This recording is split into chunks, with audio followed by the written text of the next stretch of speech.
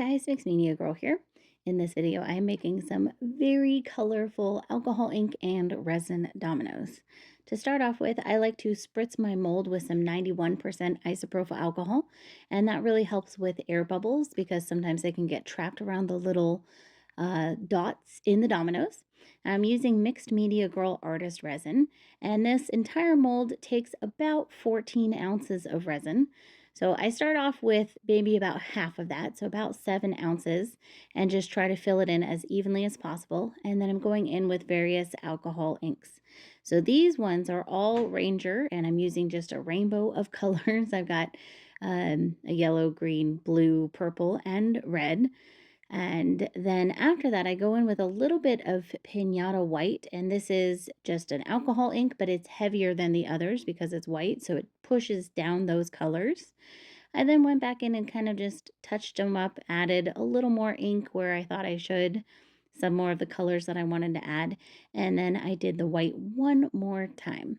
Now I let this first layer cure. It doesn't really matter how long you let it cure for, but about a day.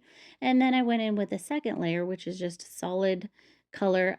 For this, I used a pearl mica plus the Alumilite white resin dye. And that's so that they all look the same on the back and you can actually play with them without being able to tell which is which. I let that dry and then I demolded them.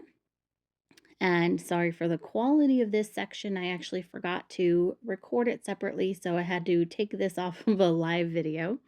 But I just took them all out of the mold, and then this is an oil paint marker. It's actually really cheap. You can get it from Amazon, and I prefer these over the acrylic ones. I think it just looks better, and I think it works better, but use whatever you'd like. I've also done this with acrylic paint before, so these just work very well. And I use that to fill in all of the dots and the lines. I decided that white would go best with these, but you can of course use any colors you'd like if you want to do black or any of the colors in here, gold, silver, it's totally up to you. These markers come in all colors and I have them pretty much in every color.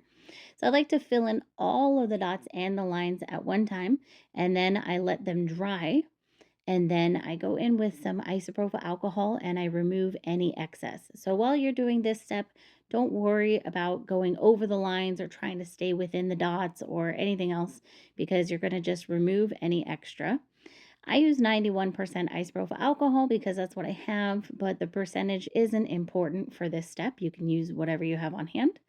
And I just spray it on a paper towel and then wipe off any of the excess marker from the dots and the lines. You might have to do this more than once, but one of the reasons I like to let that marker dry first is so that you're not smearing any wet marker when you do this. So I recommend letting it dry, then go in and remove any excess. It'll be a lot easier. And if you need to, go over them again one more time to remove any kind of streaking.